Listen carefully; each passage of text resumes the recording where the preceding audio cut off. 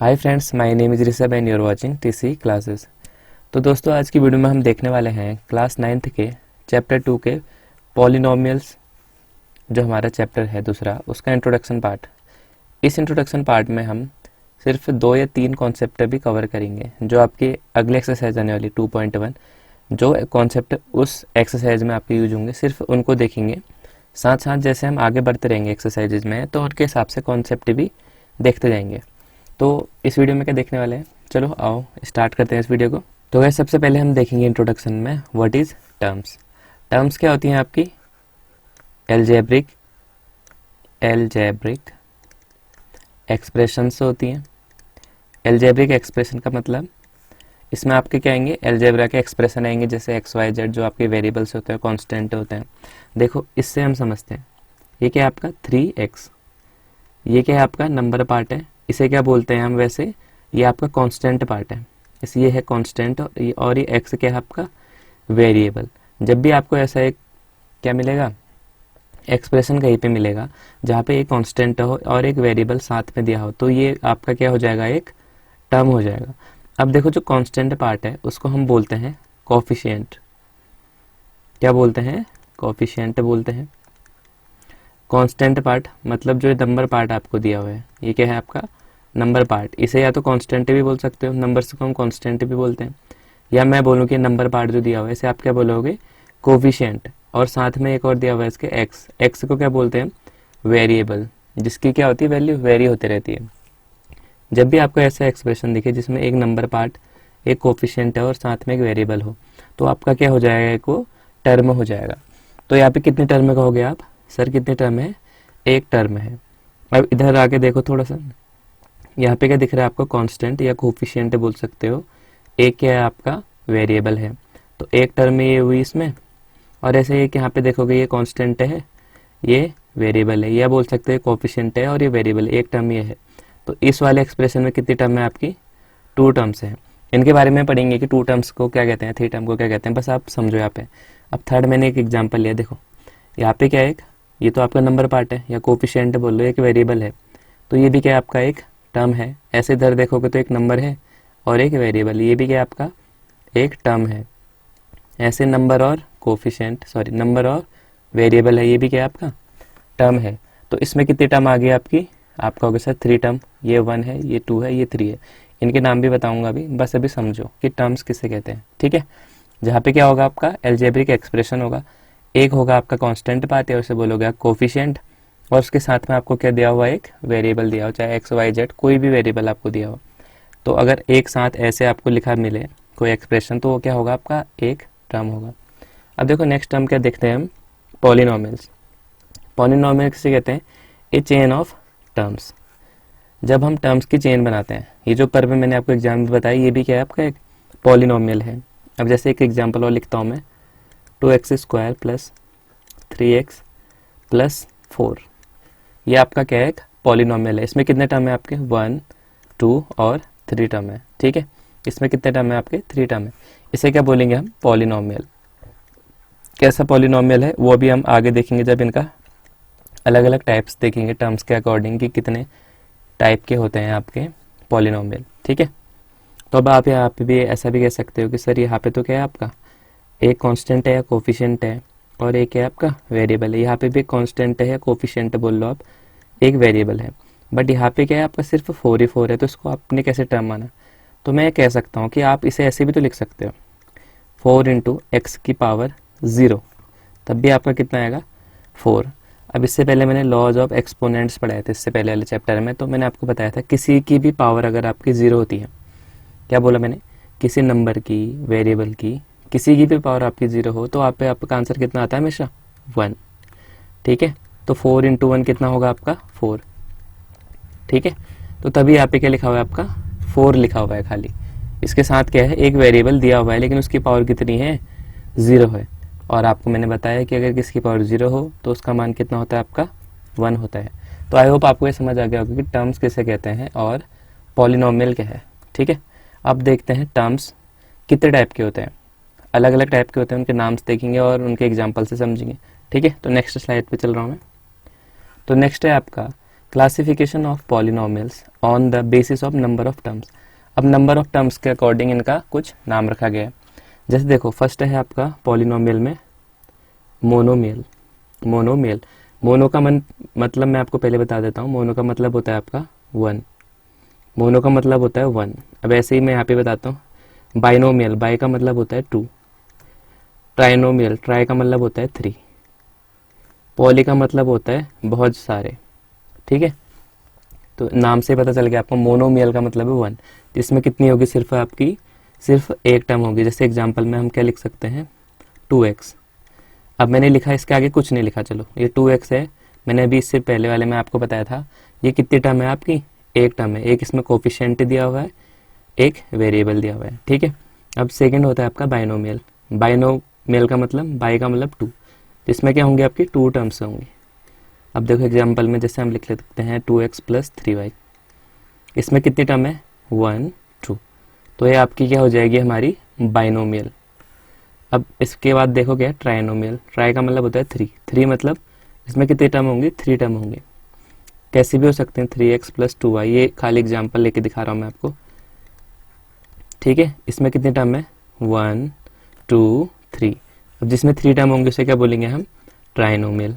अब देखो ये क्या है आपका पॉलिनोमियल। पॉलिनोमियल मतलब, अब देखो तीन टर्म तो ट्राइनोमियल तक ही है, तीन से ज़्यादा होंगी तो यहाँ पे क्या लिख दिया मैंने, मोर देन टू, नहीं मोर देन टू और थ्री, कुछ भी लिख सकते हो, मोर देन थ्री लिख देता हूँ मैं। ठीक है, पॉलिनोमियल में कितने हो सकते हैं, तीन से ज़्यादा भी हो सकते हैं, तीन से ज़्यादा ही होंगे। 3x + 3y + 2y + 4z।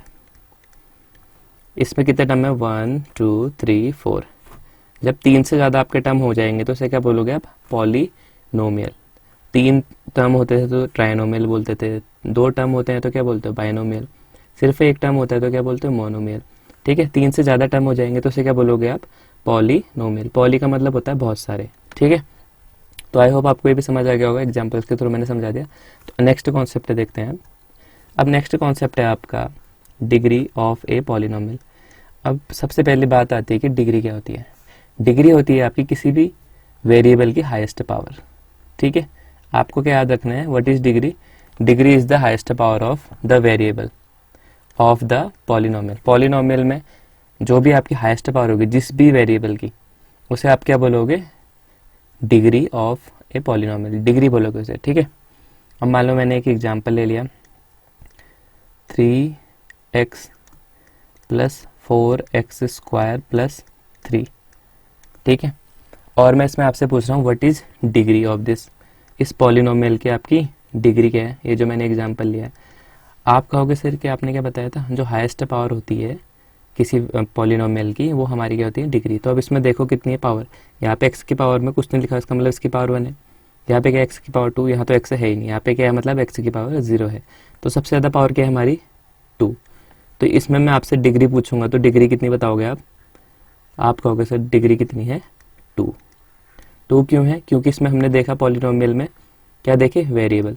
एक वेरिएबल यहाँ पे, एक वेरिएबल यहाँ पे। सबसे ज़्यादा पावर किसकी है, इस x की पावर है। ठीक है, x की पावर 2 है। ठीक हो गया। अब एक चीज़ और देखो, एक मैंने और लिखा हुआ है, right degree high to low. Degree को कैसे लिखते हैं हम, हाई टू लो। डिग्री लिखने का मतलब ये है, अगर मैं इसे प्रॉपर वे में अरेंज करूँ इस पॉलिनोमियल को, तो मैं ऐसे लिखूंगा। सबसे पहले क्या आएगी मेरी, हाईएस्ट डिग्री सबसे पहले लिखूंगा। हाईएस्ट डिग्री वाला कौन सा है, प्लस का 4x²। उसके बाद उससे कम वाला कौन है, ये। इसमें x की पावर कितनी है, 1। ठीक है, जिसमें पावर नहीं लिखी होगी इसकी पावर 1 होती है हमेशा, ये ध्यान रखना। ठीक है, तो ये क्या है, -3x। अब क्या बचा हमारे पास 3। इसमें x की पावर कितनी है, 0। अभी मैंने बताया था पहले वाले में कि 3 को कैसे लिख सकता हूँ मैं, 3 × x की पावर 0। x की पावर कितनी होती है आपकी, 0 1 होती है। ठीक है, समझ आ गया। एक और एग्जांपल ले लें, चलो एक और ले लेते हैं। अब मैं लिख देता हूँ 3x² + 4x + 5x³। ठीक है, ये भी एक एग्जांपल ले लिया हमने। अब मैंने बोला इसमें डिग्री कितनी है, तो आपने देखा, आपने कहा डिग्री क्या है इसमें, सबसे ज़्यादा पावर कितनी है, आप कहोगे सर 3। तो डिग्री कितनी होगी हमारी, 3। अब मैंने बोला इसे अरेंज करके लिखो अच्छे से। अरेंज करके कैसे लिखोगे इसे, तो आप कहोगे सर कैसे लिखते हैं, हाई टू लो। तो सबसे पहले सबसे ज़्यादा पावर कितनी है आपकी, 5x क्यूब, फिर कितनी पावर है 3x स्क्वायर, फिर क्या है आपका 4x। ठीक है, ये एग्जांपल मैंने आपको समझाने के लिए लिए हैं। ठीक है, समझ आ रहा होगा अच्छे से ना। तो चलो नेक्स्ट कॉन्सेप्ट देखते हैं। अब देखो नेक्स्ट है आपका classification of polynomial according to the their degrees. मैंने डिग्री बता दी, डिग्रीज का मतलब क्या है, हाईएस्ट पावर। क्या है आपका डिग्री का मतलब, हाईएस्ट पावर। ठीक है, अब उसमें भी आपके क्या है क्लासिफिकेशन है, अलग अलग टाइप के होते हैं। अब देखो लीनियर पॉलिनोमियल, फर्स्ट होता है आपका लीनियर पॉलिनोमियल, उसमें हाईएस्ट डिग्री कितनी होगी आपकी 1, हाईएस्ट डिग्री कितनी होगी 1। अब इसका एग्जांपल हम, चलो इसे वैसे लिखता हूँ मैं जनरल फॉर्मेट में, कैसे लिखते हैं इसे, लिखोगे आप ax plus B, ax plus B, ये इसका जनरल फॉर्मेट है। इसकी जगह पे मैं एक एग्जांपल लिख देता हूँ, जैसे मैं लिखता हूँ 2x प्लस बी की जगह पे कोई भी कांस्टेंट लिख दो, 2x प्लस 3। अब इसमें आप देखोगे x की पावर कितनी है 1 है, x की पावर कुछ नहीं लिखी हुई है ना मैंने, खाली x लिखा है, इसका मतलब क्या है इसकी x की पावर 1 है। तो ये क्या होती है हमारी x ही होती है। ठीक है, तो x की पावर 1 नहीं लिखते हैं, जब तक स्क्वायर नहीं होगी तब तक आपको लिखा नहीं मिलेगा।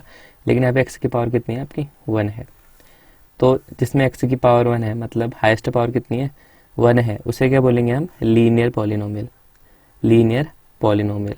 अगर मैं टर्म्स के अकॉर्डिंग पूछूं तो इसे क्या बोलोगे आप, हाँ इसमें कितने हैं 1 2, 2 टर्म्स हैं तो क्या बोलोगे बाइनोमियल। ठीक है, लेकिन अगर डिग्री के अकॉर्डिंग बोलोगे तो इसे क्या बोलोगे लीनियर पॉलिनोमियल। अब सेकंड होता है आपका डिग्री के अकॉर्डिंग क्वाड्रेटिक पॉलिनोमियल। क्वाड्रेटिक का मतलब होता है आपका 2, जिसमें हाईएस्ट पावर आपकी कितनी होगी 2। इस डिग्री का मतलब ही क्या बताया था मैंने, हाईएस्ट पावर। हाईएस्ट पावर कितनी होगी जिसकी 2 होगी। इसका जनरल फॉर्मेट ऐसे लिखोगे आप ax square plus bx plus c। अब इसमें भी एग्जाम्पल से समझ लेते हैं। इसमें हो सकता है आपका example 3x square plus 4x plus 3। अब देखो इसमें टर्म्स कितनी है 3, अगर मैं टर्म्स के अकॉर्डिंग पूछूँ तो आप क्या कहोगे ट्राइनोमियल है क्योंकि 3 टर्म है।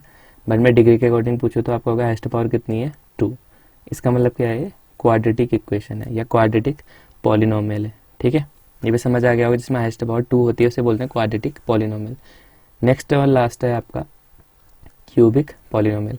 क्यूब का मतलब होता है पावर कितनी होगी 3, तो इसमें क्या लिखा है मैंने मोर देन 2, मोर देन 2 या आप बोल सकते हो कितनी 3। 3 का मतलब क्या आपकी जिसकी हाईएस्ट पावर 3 होगी।